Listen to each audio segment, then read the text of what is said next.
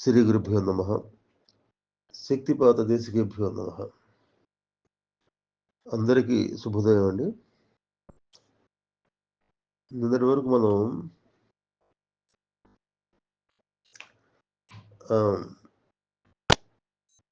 మనం శరీర అంతర్గతంగా ప్రాణశక్తి అంటే అమ్మవారి శక్తి ఏ విధంగా అయితే ప్రకృతి శక్తి పంచభూతాల సహాయంతో మనలో ఎక్కడెక్కడ ఏ అవయవంలో ఏ రకంగా ఏర్పడ్డది అన్నది తెలుసుకుందామండి. దానివల్ల ఏమవుతుందంటే మొత్తం సమస్తం అమ్మవారే ప్రపంచంలో మన దేహంలో ఉండి నడిపిస్తుంది భగవంతుడి యొక్క శక్తి. తర్వాత బాహ్య ప్రపంచంలో ఉన్నట్టు ప్రకృతి శక్తిగా మన బాహ్య ప్రపంచంలో జరిగే సంఘటనలు ఏవి మనకు అనుకూలంగా ఉండవండి.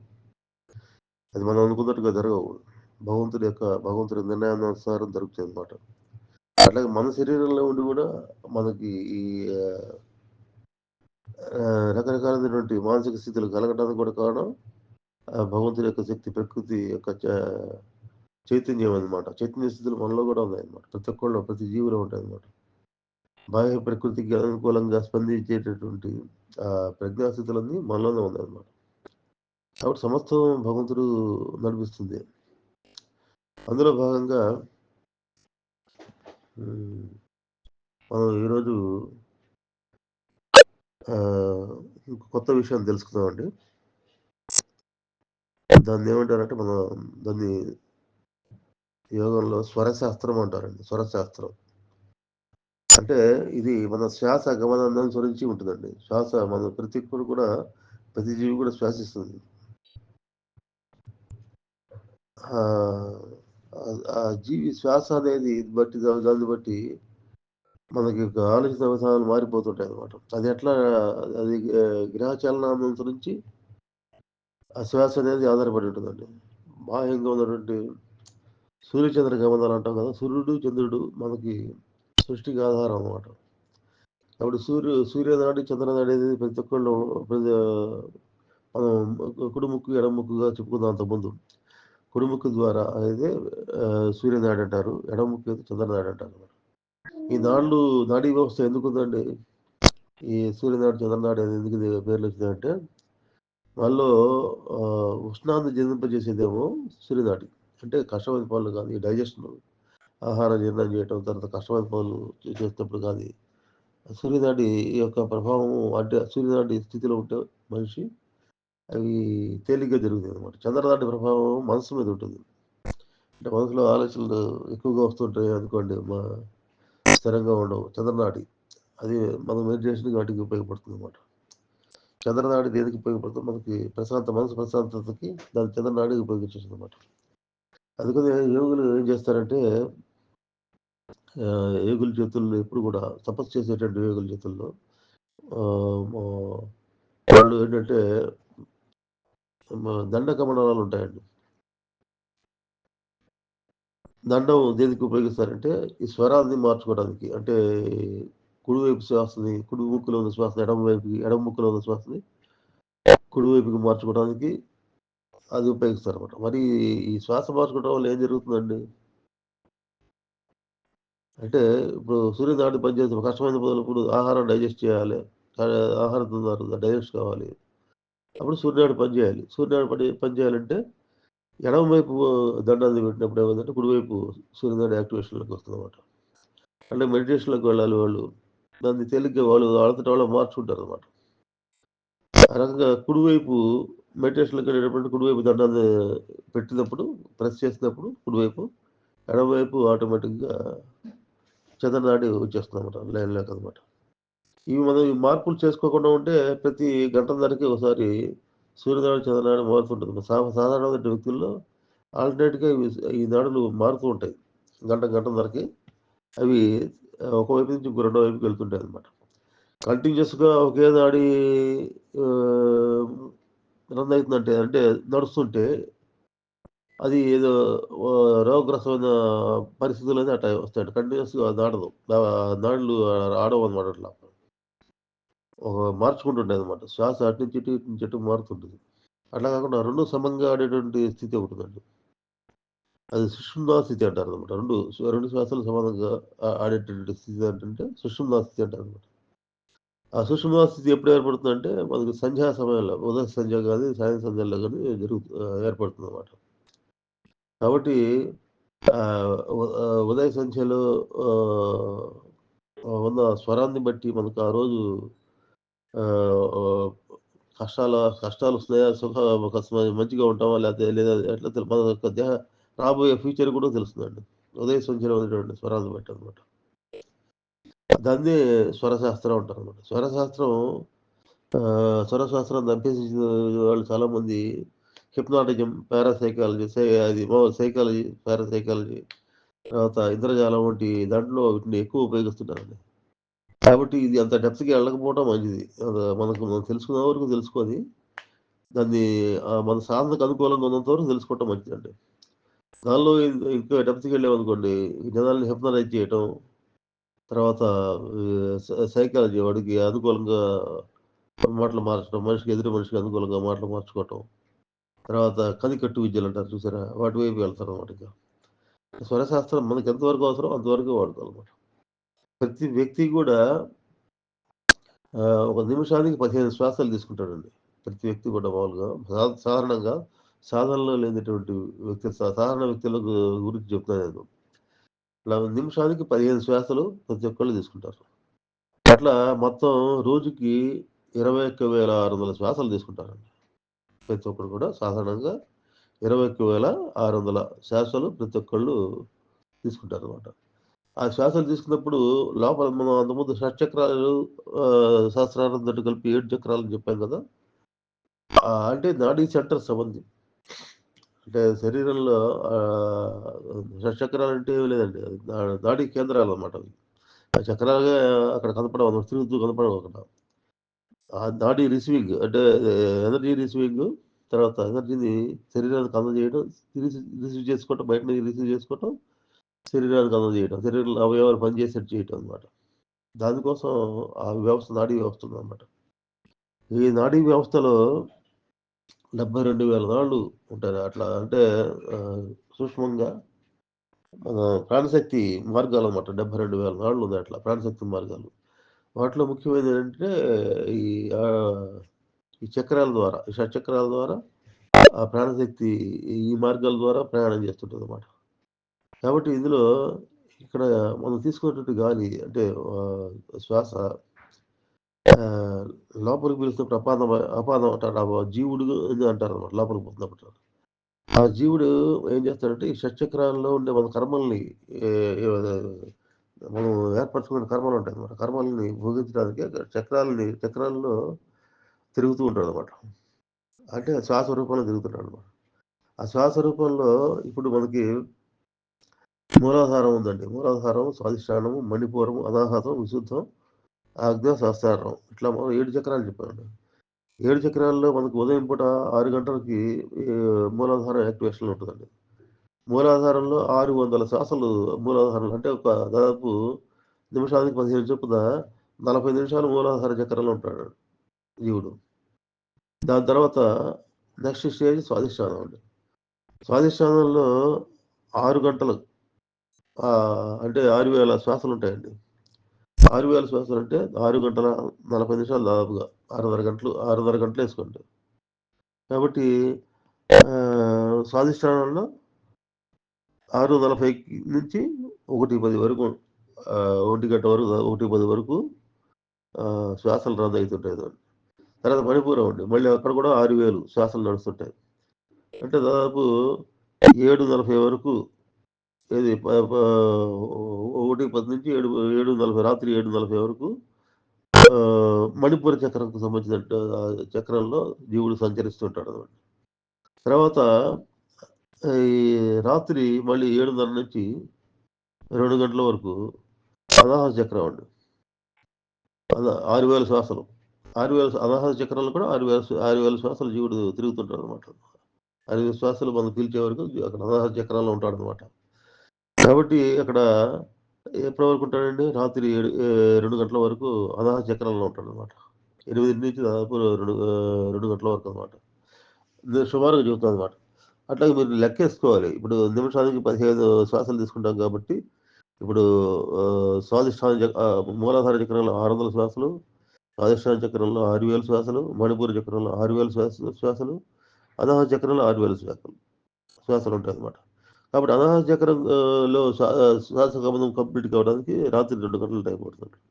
తర్వాత వచ్చేది విశుద్ధ చక్రం అండి. విశుద్ధ చక్రంలో అది 2 నుంచి 3 గంటల వరకు అనమాట. 3:30 ప్రాంతాలు అనమాట. తర్వాత ఆగ్నేయ చక్రం అండి 1000 శ్వాసలు. అది కూడా 1000 శ్వాసలు. అది ఎక్కడ మళ్ళీ 1000 శ్వాసలు అంటే దాదాపు గంట అనమాట. 4:30 వరకు ఎక్కడ ఆగ్నేయ చక్రంలో శ్వాస తిరుగుతుంటుంది అనమాట. జీవుడు తిరుగుతుంటాడు అనమాట. అట్లాగే సహస్రార చక్రం అండి. సహస్రార చక్రంలో తర్వాత 4:30 గంటల నుంచి 5:30 మన సూర్యోదయం వరకు అనమాట. 5:30 ప్రాంతాల వరకు సహస్రార చక్రం యాక్టివేషన్లోకి వస్తుంది అనమాట. కాబట్టి ఇవన్నీ ఎందుకు తెలుసుకోవాలంటే మనకి బ్రహ్మ ముహూర్తం అని ఉంటుందండి. బ్రహ్మ ముహూర్తంలో సాధన చేయమంటారు. అంటే 3 గంటల నుంచి చాలా 6 గంటల వరకు ఏంటంటే సూర్యోదయం వరకు 5:30, 6 గంటల వరకు ఏంటంటే అది బ్రహ్మ ముహూర్తం అంటారనమాట. ఆ బ్రహ్మ ముహూర్తంలో మనం కనుక సాధనలో కూర్చున్నట్టయితే అక్కడ విశుద్ధ చక్రం, ఆగ్నేయ చక్రం, సహస్రార చక్రం అంటే హైయర్ చక్రాస్ యాక్టివేషన్లోకి వస్తున్నారు. అనాహతం రాత్రిపూట కూడా అనాహత చక్రం ఉంటుంది. ఎక్కువ నైట్ టైము సాధన ఉన్నత స్థితికి వెళ్ళిన వాళ్ళు ఏంటంటే ఎక్కువ టైము నైట్ టైము సాధనలో గడుపుతుంటారు అనమాట. అనాహత చక్రం కూడా రాత్రి 8 గంటల నుంచి 2 గంటల వరకు అనాహత చక్రంలో యాక్టివేషన్లో ఉంటుంది కాబట్టి మనం త్వరగా భోజనాలు ముగించుకొని విశ్రాంతి తీసుకున్నప్పుడు ఏమైందంటే ఈ బ్రహ్మ ముహూర్తంలో లేవటం అలవాటు అవుతుంది. 3 గంటల నుంచి 6 గంటల వరకు ఏదైతే ఉందో బ్రహ్మ ముహూర్తం అనమాట. అక్కడ ఆ టైంలోనే యోగులంతా సాధనలు చేస్తుంటారు అనమాట. ఆ టైంలో విశుద్ధ చక్రం, ఆగ్నేయ చక్రం, సహస్రార చక్రం అనేది యాక్టివేషన్లోకి ఉంటుంది అనమాట. కాబట్టి ఉన్నతమైనటువంటి ప్రజ్ఞాస్థితులు ఆ టైంలో మానసిక స్థితులు ఉంటాయి కాబట్టి దాన్ని మనం ఉపయోగించుకోవచ్చు. దాని యొక్క లాభాన్ని మనం ఉపయోగించుకోవచ్చు అనమాట. కాబట్టి సాధకుడైన వాడు తెల్లవారుజామున లేవటం అనేది అలవాటు చేసుకోవాలన్నమాట. అట్లా పొద్దున్నే లేవగానే దేవతారాధన చేయమంటారు. ఎందుకంటే నీకు పొద్దున మూలాధార చక్రంలో గణపతి దేవత ఎవరంటే మూలాధార చక్రం అధిష్టాన దేవత గణపతి అనమాట. పొద్దునపూట చేసేటప్పుడు విఘ్నాలు లేకుండా మనం చేసే పనుల్లో విఘ్నాలు లేకుండా సక్రమంగా జరగడానికి గణపతి ఆరాధన అనమాట. మూలాధార చక్రంలో మనం ఉన్నప్పుడు ఆ రోజు కర్మలు ఏవైతే మనం అనుభవించాల్సినవి ఉంటాయో అవన్నీ యాక్టివేషన్లోకి వస్తాయన్నమాట. కాబట్టి మనం ఆ టైంలో మనం దేవతారాధన చేసామనుకోండి. దేవతారాధన అంటే మనం ఉన్నతమైనటువంటి ప్రజ్ఞాస్థితుల్లో అంటే హృదయాన్ని కనెక్ట్ చేయడం అనమాట. హృదయాన్ని కనెక్ట్ చేసి కనుక మనం దేవతారాధన చేసామంటే అప్పుడు ఆ దేవత యొక్క అనుగ్రహం వల్ల మనకు అనుభవించాల్సిన కర్మలన్నీ కష్టాలుంటాయి. కష్టాలు న్యూట్రలైజ్ అవుతాయి అనమాట. కాబట్టి పొద్దున పూట ఆ మూలాధార చక్రంలో ఉన్నటువంటి గణపతి దేవుడిని కనుక మనం ఆశ్రయించినట్లయితే ఏమైంది మనకి కొంత కర్మలు తగ్గుతాయండి. అందుకని ఆరాధన మొదలు తెల్లవారుజామున పొద్దున స్నానం చేసేసి పొద్దున్నే లేచి ఫస్ట్ చేయాల్సింది ఏంటంటే దేవుడికి దేవతారాధన చేయడం. దీపారాధన చేసి దేవాన్ని తలుచుకోవటం. ఒక మంచి ఆలోచనలు చేయటం అనేది అవసరం అనమాట. మనం ఎప్పుడో 7కి, 8కి లేచామనుకోండి ఇవన్నీ దాటిపోతాయి అది. అది కర్మ ఆల్రెడీ స్టార్ట్ అవుతుందన్నమాట. అది అందుకని ఏంటంటే కర్మను మార్చుకునే విధానం అంటే ఆరాధన పద్ధతి ద్వారా అది కర్మను మనం మార్చుకోవచ్చు అనమాట. అట్లాగే సాధన స్థితులు ఎట్లా వస్తాయండి ఈ తెల్లవారుజామున అంటే 3 గంటల నుంచి మనం చేసేటువంటి బ్రహ్మ ముహూర్తంలో చేసేటువంటి ఆ సాధనలు ఏవైతే అంటే మనకు మంచి ఫలితాలు ఇస్తాయి అనమాట. కాబట్టి ఇది యోగం చేసేవాళ్ళు ఏంటంటే ఇవన్నీ తెలుసుకోవాలండి. ఇవన్నీ మనకి స్వర స్వరశాస్త్రం గురించి కొంత అవగాహన ఉండాలండి. ఎందుకంటే ఎదుటి వ్యక్తులు ఇటువంటి సాధనలు చేసి మనుషులు లోపరుచుకునే ప్రయత్నాలు కూడా చేస్తారండి. కొంతమంది ఉంటారు మనసు తెలియని వాళ్ళు ఉంటారండి. యోగంలో లేని వాళ్ళు ఉంటారండి. వాళ్ళు ఇటువంటి స్వరశాస్త్రాలు ఇవన్నీ అభ్యసించి ఈ కనికట్టు విద్యలు, తర్వాత మళ్ళీ ఇంద్రజాల, మహేంద్రజాల, తర్వాత మళ్ళీ హిప్నాటిజం, తర్వాత ఇవన్నీ రకరకాల ఇంకా ఇది చాలా విద్యలొస్తాయి. చేతబడి ఇవన్నీ రకరకాలవి. ఈ స్వరశాస్త్రాల ఆధారంగానే ఉంటాయండి మొత్తం గూడా. అంటే ఒక వశీకరణ విద్యలు ఇవన్నీ దీన్ని బట్టి. అదే అంటే ఇది యోగానికి పనికిరాదండి. ఏదో కొంతవరకే పనికొస్తుంది. ఎందుకంటే మనం ఎప్పుడైతే ఈ లౌకికమైన విద్యల పట్ల ఆసక్తి చూపామో యోగం ఆగిపోతుంది. కాబట్టి మనం ఎంతవరకు మనకు సాధనకు పనికొచ్చేంత వరకే శ్వాసశాస్త్రాన్ని తీసుకోవాలండి. సాధనకు పనికొచ్చిందంటే శ్వాస ఎట్లా ఇదైతుంది. శ్వాస మన శరీరంలో ఏ రకంగా జీవుడు మన శరీరంలో ఉండి క కర్మలను ఎలా భోగిస్తాడని తెలుసుకోవాలన్నమాట. తెలుసుకుంటే ఇప్పుడు మనం మంచి ఆలోచనలు చేస్తూ వెళ్ళామనుకోండి. మంచి సాధన మనం యోగ సాధన కోసం యమనియమాలు పాటించాలని చెప్పానన్నమాట. యమనియమాలు పాటిస్తున్నప్పుడు ఏమవుతుందంటే మనకి ఆ శ్వాస యొక్క ఉద్వేగాలు ఆగుతాయండి. శ్వాస తీవ్రత అనేది ఆగుతుంది. ఇప్పుడు మనకు అరిషడ్ వర్గంకి మనకు లోనయ్యామనుకోండి. శ్వాస తీవ్రంగా గతి తీవ్రంగా ఉంటుంది. అది మనం యమనియమాలను పాటిస్తూ సాత్విక స్థితిని మనం ప్రాక్టీస్ చేస్తామనుకోండి. శ్వాస తీవ్రత తగ్గుతుంది. కాబట్టి ప్రతి వ్యక్తికి కూడా జీవితకాలం దేని మీద నిర్ణయించబడి ఉంటుందంటే శ్వాస మీదే. ఇన్ని శ్వాసలు మనిషి బతకాలని చెప్పి భగవంతుడు రాసిపెట్టి పంపుతాడనమాట కిందకి. దాదే దేదమే కాదే వాళ్ళ కాదాం అంటాడు. ప్రతి గింజకి తినేవాడి పేరు రాసి ఉంటుంది భగవంతుడు అంటాడు. ప్రతి గింజ మీద అని చెప్పి. అంటే మనం ఎంతవరకు బతకాలి ఏంటి అనేది కూడా ఇది శ్వాస నిర్ణయిస్తుందన్నమాట. శ్వాస నిర్ణయం శ్వాస శ్వాసలో గతి సరిగ్గా లేదు, సక్రమంగా లేదనుకోండి. ఒకే శ్వాస ఎక్కువ రోజులు ఆడిందనుకోండి. మనిషికి మరణం దగ్గరగా ఉందని కూడా మనకి కొద్ది తెలుసుకోవచ్చు అటువంటివి. అంటే శ్వాస ఆహ్, అట్లాగే సంవత్సరాది కాలంలో తెలుగు సంవత్సరాలన్నమాట. ఆ కాలంలో పొద్దున్నే లేచినప్పుడు ఎటువంటి శ్వాస నడుస్తుంది దాన్ని బట్టి 3 రోజులు అబ్జర్వ్ చేయాలట్లా. 3 రోజులు అబ్జర్వ్ చేస్తే మొదటి 4 నెలలు ఎట్లా ఉంటుంది? రెండో 4 నెలలు ఎలా ఉంటుంది? మూడో 4 నెలలు ఎలా ఉంటుంది? అదంటే సహజసిద్ధంగా ఉన్నటువంటి విరుద్ధంగా శ్వాస నడిచిందనుకోండి. అంటే కుడి ముక్కులో ఆడాల్సింది ఎడమ ముక్కులో నడిచిందనుకోండి. అక్కడ నీకు ఆ 4 నెలలు బాగుండవు. అది సక్రమంగా అంటే సంవత్సరం మొత్తం ఎట్లా ఉంటుందనేది కూడా తెలుస్తుంది. అవన్నీ అది అది అదొక పెద్ద శాస్త్రం అది. కాబట్టి ప్రిడిక్షన్స్ అంటారు చూసారా? మన రాబోయే సంఘటనలు మనం ప్రిడిక్ట్ చేసుకోవటం కూడా తెలుస్తుందన్నమాట. రాబోయేవి ఎట్లా మన జీవితంలో ఎటువంటి వచ్చేటువంటి కష్ట నష్టాలనేవి కూడా ముందరగా మనకి తెలుస్తాయి. మనసుకు తెలుస్తాయన్నమాట. ఇప్పుడు ఈ రకమైన జ్ఞానం ఉన్నప్పుడు ఒక పనికి బయలుదేరాము. పనికి బయలుదేరినప్పుడు ఏ శ్వాస నడవాలి? కుడి ముక్కులోదా? ఎడమ ముక్కులోదా? అనేది దాన్ని బట్టి కూడా మనం పని సక్సెస్ అయిందా లేదా అనేది కూడా తెలుస్తుందన్నమాట. కాబట్టి శ్వాసను మార్చుకునే విధానం కూడా తెలిసుండాలి. మనం శ్వాస కావాలనుకుంటే అప్పుడు మార్చుకోవచ్చండి. కుడి ముక్కులో ఆడే శ్వాస ఎడమ ముక్కుకి మార్చొచ్చు. అట్లా యోగులు ఎట్లా చేస్తారు? దండం ద్వారా చేస్తారు. మనం ఎట్లా చేసుకోవచ్చు? ఇప్పుడు కుడి ముక్కు ద్వారా నడుస్తుందనుకోండి శ్వాస. అది మనం కుడి ముక్కుది బ్లాక్ చేసేసి ఎడమ ముక్కు ద్వారా పీల్చామనుకోండి. ఒక 10 సార్లు డీప్‌గా పీల్చామనుకోండి. ఎడమ ముక్కు లోంచి శ్వాస రద్దు కావటం మొదలుపెడుతుందన్నమాట. అట్లాగే కుడి ముక్కు ఆడాలి మనకి అన్నం తినేటప్పుడు లేకపోతే డైజెషన్ సరిగ్గా లేదు. లేనప్పుడు ఏం చేయాలి? ఎడమ ముక్కు క్లీన్ చేసి కుడి ముక్కు ద్వారా సూర్యభేద ప్రాణాయామం అయి అంతకుముందు ప్రాణాయామం వల్ల వస్తాయన్నమాట.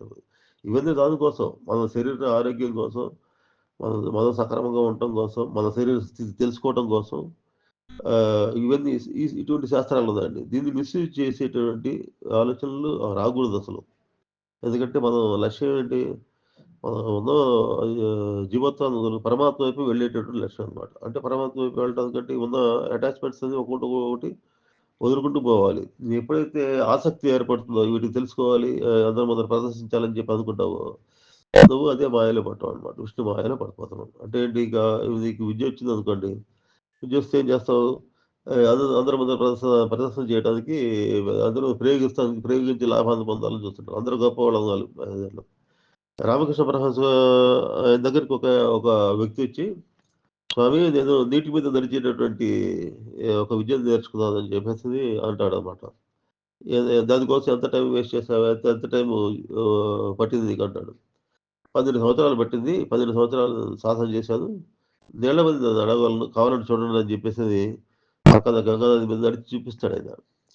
అది వచ్చిన తర్వాత రామకృష్ణ పరమహంస ఒకటంటాడనమాట. ఆయన 12 సంవత్సరాలు ఈ విద్య కోసం నువ్వు వృధా చేసావు.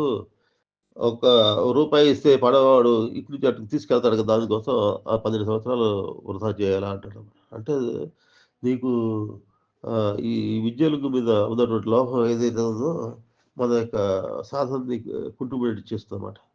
చాలామంది ఆగిపోవటానికి యోగ విఘ్నాలకు కారణం ఏంటంటే ఈ సిద్ధులే.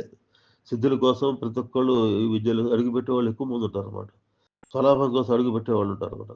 కాబట్టి ప్యూరిఫికేషన్ ఆఫ్ మైండ్ కావాలనుకున్నప్పుడు ఈ పతంజలి యోగ సూత్రాల ద్వారా యమనియమాలను పాటిస్తూ అరిషడ్ వర్గాలు మనలో ఉన్న అంతర్గత శత్రువులు ఎవరైతే ఉన్నారో వాటిని మనం వాటిని కంట్రోల్ చేసుకుంటూ రాగద్వేషాలకు అతీతంగా మనం వెళ్ళేటట్టు విధానం దానిలో ఉండాలి మన మనసంతా. మనం వచ్చింది దేనికోసం? విముక్తి కోసం అన్నమాట. దీని నుంచి మాయ నుంచి బయటపడాలన్నమాట. బయటపడాలంటే మళ్ళీ ఇక్కడ ఇంకా బాహ్యంగా కనపడేటువంటి మాయలను మనం పడితే ఈ సిద్ధులను చూసి మొదటి పూట 10 మందిలో గొప్ప గొప్ప లేకపోతే ఎక్కువ మంది ఏంటంటే సిద్ధులు ఉన్నవాళ్ళు బయట ప్రదర్శిస్తుంటారు. అందరూ ముందర ప్రదర్శించి క్యాష్ చేసుకుంటారన్నమాట. అందరు గొప్పవాడు అనుకోవాలని చెప్పేసి డబ్బులు భయపడేవాళ్ళు, అమాయకులు భయపెట్టడం అది ఇటువంటివి చేసి డబ్బులు సంపాదించడం అది చేస్తుంటారు. కాబట్టి ఏంటి దీనివల్ల ఏమవుతుందండి? దానివల్ల ఇంకా మాయలో పడుతున్నాం మనం. కాబట్టి మనం ఎంతవరకు వాడాలో, స్వరశాస్త్రాన్ని ఎంతవరకు వాడాలో అంతవరకే వాడాలి. అందుకని ఇవన్నీ ఏంటంటే గుప్తంగా అట్టి పెట్టారండి. శాస్త్రాలన్నింటినీ గుప్తంగా మన వాళ్ళు యోగులంతా ఇది అంత ప్రాచుర్యంలోకి రాలేదంటే కారణం ఏంటంటే వస్తే అందరూ దాన్ని మిస్‌యూజ్ చేస్తారనేటువంటి శాస్త్ర విజ్ఞానం ఎప్పుడు కూడా ఏంటంటే టాప్ మోస్ట్ శాస్త్ర విజ్ఞానం అర్హత ఉన్న వాళ్ళకే అందజేయాలన్నమాట. అర్హత లేని వాళ్ళకి అందజేయకూడదు. వాళ్ళేం చేస్తారు ఈ సిద్ధులు సంపాదించిన తర్వాత ఏం చేస్తారు ఊరుకోరు. జనాలందరి మీద ప్రయోగిస్తుంటారన్నమాట. ప్రయోగించి అమాయకుల్ని ఇబ్బంది పెడుతుంటారన్నమాట. కాబట్టి అటువంటి స్థితులు రాకూడదు. కాబట్టి మన స్వర విజ్ఞానం దేని దేని వరకు మనకు వాడుకోవాలంటే ఇప్పుడు చూడండి తెల్లవారుజామున ఆ స్థితిలో ఎందుకొస్తాయి? అంత ఎందుకు లేవాలనేది దీన్ని బట్టి తెలుస్తుంది. పొద్దున పూజ ఎందుకు చేయాలనేది కూడా మనకి స్వరశాస్త్రం తెలుస్తుంది. మన కర్మలను మార్చుకోవచ్చు పూజ ద్వారా, భగవద్ నామ స్మరణ ద్వారా, తర్వాత మళ్ళీ ఈ మంచి ఆలోచనల ద్వారా మన యొక్క కర్మను మార్చుకోవచ్చు అని చెప్పేసి తెలుస్తుందన్నమాట. అట్లాగే మనకి డైజెషన్ సరిగ్గా లేనప్పుడు స్వరాన్ని ఎట్లా మార్చుకోవాలి అది తెలుస్తుందన్నమాట. ఆలోచనలు ఎక్కువ టెన్షన్స్ ఎక్కువ ఉంటాయి. అది ఏ స్వరం మనం చేసుకోవటం వల్ల ఆ టెన్షన్స్ తగ్గుతాయి. అంటే మనందరం ఏం చేస్తాం బాగా ఆలోచనలు ఎక్కువొస్తే ఈ దానికి ఏ సినిమాకెళ్ళటం లేకపోతే కొంతమంది బార్‌లకెళ్ళటం రకరకాల దీనితోటి చేస్తుంటారు. తాగితే ఆలోచనలు తగ్గుతాయని చెప్పేసి. సినిమాకెళ్ళి కాసేపు కూర్చోగానే ఏదో ఆలోచన డైవర్షన్ వస్తుందని చెప్పేసి ప్రశాంతత వస్తదని ఫీల్ అయితారు. అది తాత్కాలికం అది వచ్చేది తాత్కాలికమే. తర్వాత మళ్ళీ మామూలు అంతకంటే ఎక్కువగా వస్తాయి ఆలోచనలు.